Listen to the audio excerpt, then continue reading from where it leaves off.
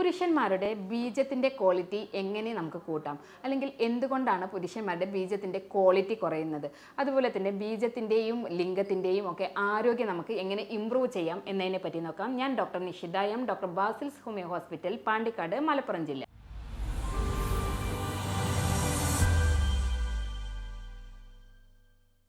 നമുക്കറിയാം, ഇന്ന് ഇൻഫെർട്ടിലിറ്റി എന്ന് പറയുന്നത്, വന്ധ്യത എന്ന് പറയുന്നത് നമ്മുടെ നാട്ടിൽ വളരെ കോമൺ ആയിട്ട് കാണുന്ന ഒരു കണ്ടീഷനാണ്.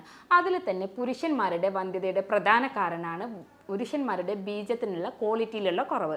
എപ്പോഴാണ് നമ്മൾ ഒരു പുരുഷ ബീജം ക്വാളിറ്റി ഇല്ല അല്ലെങ്കിൽ ക്വാളിറ്റി കുറവാണ് എന്ന് പറയുന്നത്? അതിൽ പ്രധാനമായിട്ട് നമ്മൾ കൺസിഡർ ചെയ്യുന്നത് ബീജങ്ങളുടെ ചലനശേഷി, അതുപോലെ തന്നെ ബീജങ്ങളുടെ എണ്ണം, ബീജത്തിൻ്റെ സ്ട്രക്ചറിൽ ഉണ്ടാകുന്ന വ്യത്യാസം, ഇവയെയൊക്കെ മാനദണ്ഡപ്പെടുത്തിയിട്ടാണ് നമ്മൾ ബീജത്തിന് ക്വാളിറ്റി കുറവാണോ അല്ലെങ്കിൽ അതിന് കൺസീവ് ചെയ്യാൻ, അതായത് ഒരു ഗർഭധാരണത്തിന് അനുയോജ്യമായിട്ടുള്ള അളവിലുണ്ടോ എന്ന് നമ്മൾ തീരുമാനിക്കുന്നത്. അതിൽ തന്നെ ഈ ബീജത്തിൻ്റെ എണ്ണം എന്ന് പറയുമ്പോൾ പൊതുവേ നമ്മളൊരു 15 മില്യൺ പെർ സെമൻ ഒരു ഇജാക്കുലേഷനിൽ വരുമ്പോഴാണ് ഒരു ആവശ്യമായിട്ടുള്ള അഡ്വക്കേറ്റ് എമൗണ്ടിലായിട്ടുള്ള സ്പേം അളവ് ഉണ്ട് എന്ന് നമ്മൾ പറയാറുള്ളത്. അത്തരത്തിൽ നമുക്ക് ഈ ബീജത്തിൻ്റെ അളവ് ഒരു 15 മില്യൺ പെർ ആണ്. അതിൽ കുറവാണ് വരുന്നതെങ്കിൽ നമ്മളതിനെ ലോ സ്പേം കൗണ്ട് എന്നാണ് പൊതുവെ പറയാറുള്ളത്. ഇത്തരത്തിൽ ഈ ബീജത്തിൻ്റെ അളവ് എണ്ണം കുറയുന്നത് മൂലം നമുക്ക് ഇൻഫെർട്ടിലിറ്റിക്ക് ഉള്ള ചാൻസ് ഏറ്റവും കൂടുതലാണ്. നമുക്കറിയാം, ബീജങ്ങളുടെ ചലനശേഷി മറ്റൊരു പ്രധാനപ്പെട്ട ഘടകമാണ്.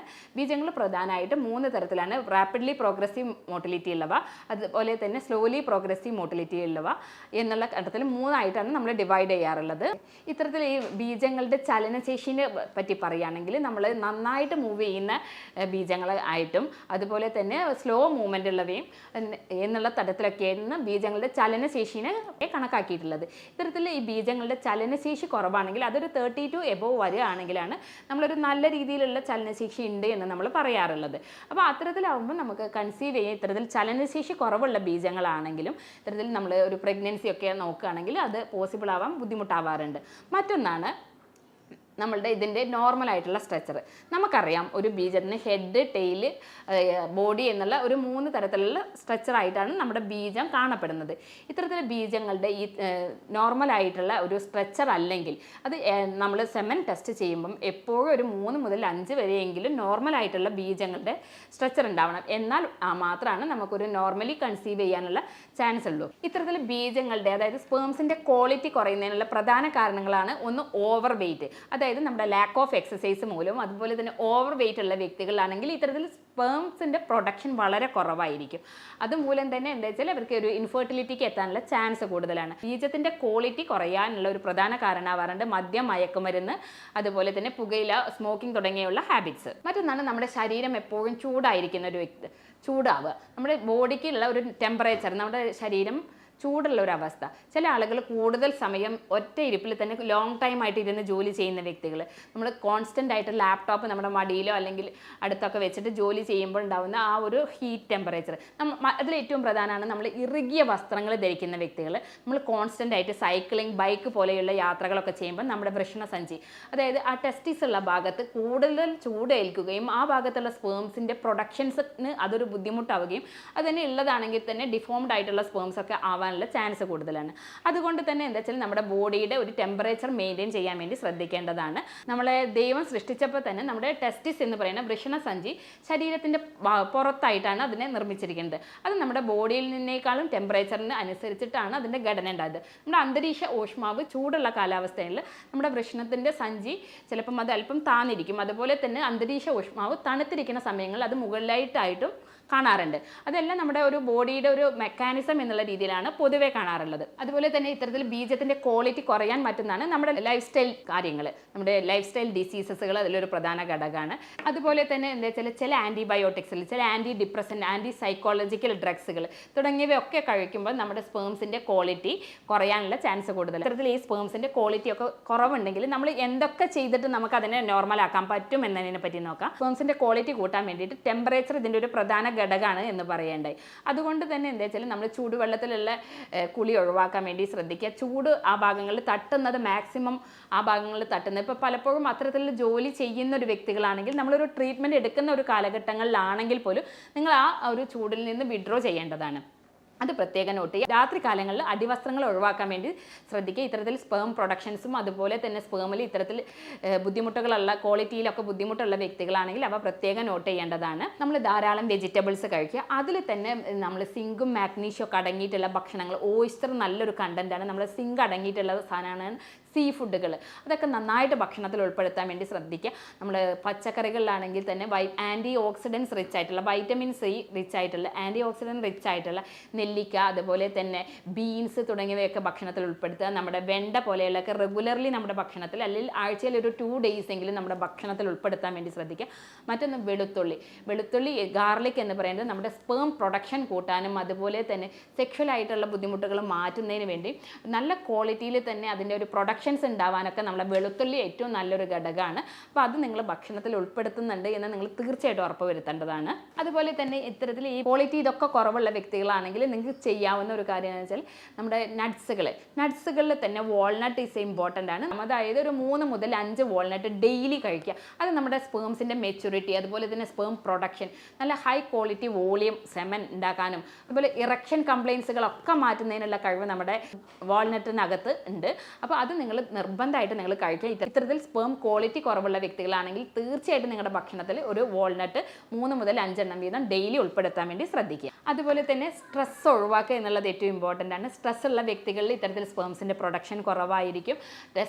നമ്മുടെ ടെസ്റ്റോസ്റ്ററോൺ ഹോർമോൺസ് ഒന്നും മര്യാദയ്ക്ക് വർക്ക് ചെയ്യില്ല. അതുമൂലം സ്പേംസിൻ്റെ പ്രൊഡക്ഷനും അതുപോലെ ക്വാളിറ്റിയും ഒക്കെ കുറയും. 7 മുതൽ 8 വരെ നല്ല അഡ്വക്കേറ്റ് ആയിട്ടുള്ള സ്ലീപ്പ് ലഭിക്കുന്നുണ്ട് എന്ന് നിങ്ങൾ ഉറപ്പ് വരുത്തേണ്ടതാണ്. നമ്മൾ വെജിറ്റബിൾസിനകത്ത് അതേ പറഞ്ഞു, ബീൻസ് പോലെയുള്ള ഭക്ഷണത്തിൽ ഉൾപ്പെടുത്തുക. omega-3 ഫാറ്റി ആസിഡ്സ് ഇമ്പോർട്ടൻ്റ് ആണ്, അത് നമ്മുടെ ഭക്ഷണത്തിൽ ഉൾപ്പെടുത്തുക. Vitamin D and C, B complex, അതുപോലെ B6, സെലീനിയം ഒക്കെ അടങ്ങിയിട്ടുള്ള ഭക്ഷണങ്ങൾ ഇമ്പോർട്ടൻ്റ് ആണ്. അതിൽ വരുന്ന ചില വെജിറ്റബിൾസ് ആണ് നമ്മുടെ ബനാന, ഓറഞ്ച്, ബെറീസ്, നമ്മുടെ മുസമ്പി, പോമഗ്രാനൈറ്റ് തുടങ്ങിയവയൊക്കെ. അതുപോലെ തന്നെ നമ്മൾ ഭക്ഷണത്തിൽ ഉൾപ്പെടുത്തേണ്ടതാണ് നമ്മുടെ മിനറൽസുകൾ അടങ്ങിയിട്ടുള്ള സിങ്ക് ഒക്കെ അടങ്ങിയിട്ടുള്ള നട്ട്സുകൾ പറഞ്ഞു, അതുപോലെ ബീൻസുകൾ പറഞ്ഞു.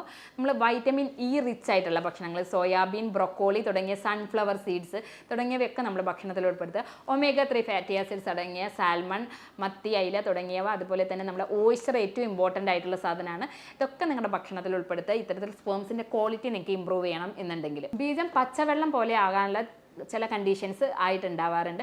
അതിൽ വരുന്നതാണ് ഹൈപ്പോഗൊണാഡിസം, ചില ജനറ്റിക് കണ്ടീഷൻസ് ആയിട്ടുള്ള നമ്മുടെ ക്ലിൻഫിൽട്രൻ സിൻഡ്രം, അതുപോലെ തന്നെ ഹൈപ്പോ തൈറോയിഡിസം എന്നുള്ള കണ്ടീഷൻ, ചില ടെസ്റ്റിക്കുലർ ഡിസ്ട്രോഫി, നമ്മുടെ ടെസ്റ്റിക്കുലറിന് വരുന്ന ചില ഇൻഫെക്ഷൻസ് തുടങ്ങിയ മൂലമൊക്കെ നമ്മുടെ ചില സെമൻ വെള്ളം പോലെ കാണാറുണ്ട്.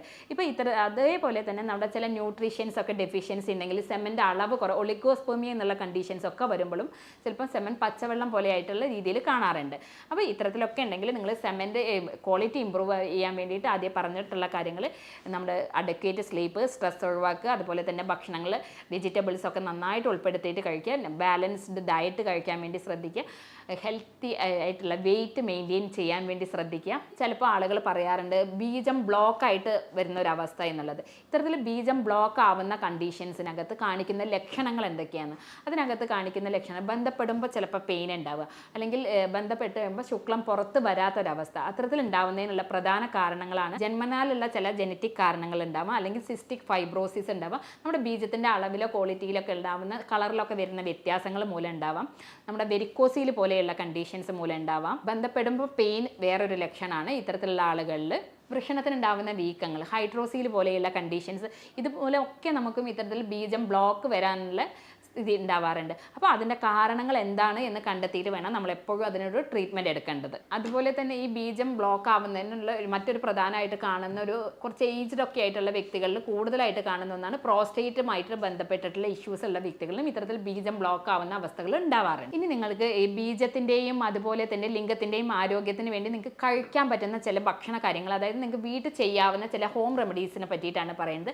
അതിൽ ഏറ്റവും പ്രധാനപ്പെട്ട ഒന്നാണ് നമുക്കറിയാം നമ്മുടെ വെളുത്തുള്ളിക്കകത്ത് നമ്മുടെ ബീജത്തിൻ്റെ അളവ് കൂട്ടുന്നതിനും അതുപോലെ തന്നെ നല്ല DNA ഫോം ചെയ്തിട്ട് നല്ല ഹെൽത്തി ആയിട്ടുള്ള ബീജം ഉണ്ടാവുന്നതിനും വേണ്ടിയിട്ട് നമ്മൾ വെളുത്തുള്ളി സഹായിക്കുന്നതാണ്. ബീജങ്ങളുടെ ആരോഗ്യം കൂട്ടാൻ, അതുപോലെ തന്നെ പ്രൊഡക്ഷൻസ് കൂട്ടാൻ, നല്ല സെക്ഷൽ പവർ ഇൻക്രീസ് ചെയ്യാനൊക്കെ നമുക്ക് വെളുത്തുള്ളി നല്ലൊരു ഘടകമാണ്. അത് തന്നെ നിങ്ങൾ വെളുത്തുള്ളി എങ്ങനെ കഴിക്കണമെന്ന് വെച്ചാൽ ദിവസവും രാത്രിയിൽ ഒരല്ലി വെളുത്തുള്ളി ചവച്ചരച്ച് കഴിക്കുന്നത് ഇത്തരത്തിൽ ബീജത്തിൻ്റെ ക്വാളിറ്റി ഇമ്പ്രൂവ് ചെയ്യാൻ വേണ്ടി ഹെൽപ്പ് ചെയ്യുന്നതാണ്. അതുപോലെ തന്നെ അല്പം വെളുത്തുള്ളി നല്ല വണ്ണമുള്ള ഒരു വ്യക്തികളൊക്കെ ആണെങ്കിൽ നിങ്ങൾക്ക് ചെയ്യാവുന്നതാണ്. നിങ്ങൾ എന്താ വെച്ചാൽ അല്പം വെളുത്തുള്ളി എടുത്തിട്ട് ഒരു നല്ല ശുദ്ധമായിട്ടുള്ള തേനിനകത്ത് മിക്സ് ചെയ്തേക്കുക. എന്നിട്ട് ഒരു 10 ദിവസത്തിന് ശേഷം നിങ്ങൾ അതിനകത്തുനിന്ന് ഒരു 3 വെളുത്തുള്ളി എടുത്തിട്ട് ദിവസവും രാവിലെ ആ വെളുത്തുള്ളിയും കഴിക്കുക. അതുപോലെ തന്നെ അതോടൊപ്പം 1 ടീസ്പൂൺ തേനും കൂടെ, ഷുഗറൊന്നും ഇല്ലാത്ത വ്യക്തികളാണെങ്കിൽ 1 ടീസ്പൂൺ തേനും കൂടെ ദിവസവും രാവിലെ കഴിക്കുന്നത് നമ്മുടെ ബീജത്തിൻ്റെ ക്വാളിറ്റി ഇമ്പ്രൂവ് ചെയ്യാനും അതുപോലെ തന്നെ നമ്മുടെ ഫാറ്റ് ലോസിനൊക്കെ ഹെൽപ്പ് ചെയ്യുന്ന ഒന്നാണ്. മറ്റൊന്നാണ് നമ്മുടെ മറ്റ് മൂത്രസംബന്ധമായിട്ടുള്ള മറ്റ് ബുദ്ധിമുട്ടുകളോ സ്റ്റോണുകളോ ഒന്നും ഇല്ല വ്യക്തികളല്ലെങ്കിൽ നിങ്ങൾക്ക് തക്കാളിയുടെ ജ്യൂസ് ആഴ്ചയിൽ ഒരു 3 തവണ കുടിക്കാവുന്നതാണ്. അത് നമ്മുടെ ബീജങ്ങളുടെ ക്വാളിറ്റി ഇമ്പ്രൂവ് ചെയ്യാൻ വേണ്ടി സഹായിക്കും. അതുപോലെ ഞാൻ ആദ്യം പറഞ്ഞു എക്സസൈസ് റെഗുലറായിട്ട് ചെയ്യണം എന്നുള്ളത്. ഉറക്കം നിങ്ങളൊരു പ്രത്യേകം നോട്ട് ചെയ്യുക. നമ്മുടെ വൈറ്റമിൻ ഡി സൂര്യപ്രകാശം ഏൽക്കാൻ വേണ്ടി ശ്രദ്ധിക്കുക. ഈ കാര്യങ്ങളൊക്കെ നിങ്ങൾ ചെയ്തിട്ട് നിങ്ങളുടെ ബീജത്തിൻ്റെ ക്വാളിറ്റിയും അതുപോലെ തന്നെ ലിംഗത്തിൻ്റെ ആരോഗ്യമൊക്കെ നിങ്ങൾക്ക് വർദ്ധിപ്പിക്കാവുന്നതാണ്. ഇനി ഇത്തരത്തിൽ എന്തെങ്കിലും ഒരു ഇഷ്യൂസ് ഉണ്ടെങ്കിൽ നമ്മൾ അതിനായിട്ട് ചെയ്യാറുള്ളത് യൂറോപ്യൻ നിർമ്മിതമായിട്ടുള്ള സോഫ്റ്റ്വെയർ ഉപയോഗിച്ചിട്ട് ജർമ്മനിയിൽ നിന്ന് ഇറക്കുമതി ചെയ്തിട്ടുള്ള മെഡിസിൻസ് ആണ് നമ്മൾ കൊടുക്കാറുള്ളത്. ഇപ്പം മറ്റ് അസുഖങ്ങൾക്ക് മെഡിസിൻ കഴിക്കുന്ന വ്യക്തികളാണെങ്കിൽ പോലും അവർക്ക് ഈ മെഡിസിൻസ് കഴിക്കാവുന്നതാണ്. യാതൊരു പാർശ്വഫലങ്ങളും ഇല്ലാത്തതുകൊണ്ട് തന്നെ നമുക്ക് ഇതിനൊരു പെട്ടെന്ന് റിസൾട്ട് കിട്ടാറുണ്ട്. ഇനി ഇത്തരത്തിൽ നിങ്ങൾക്ക് എന്തെങ്കിലും ആരോഗ്യ സംബന്ധമായിട്ടുള്ള എന്തെങ്കിലും ബുദ്ധിമുട്ടുകൾ ഉണ്ടെങ്കിൽ നിങ്ങൾക്ക് എന്നെ ബന്ധപ്പെടാവുന്നതാണ്. ഞാൻ doctor Nishitha M, doctor Basil's homeo hospital, Pandikkad, Malappuram ജില്ല.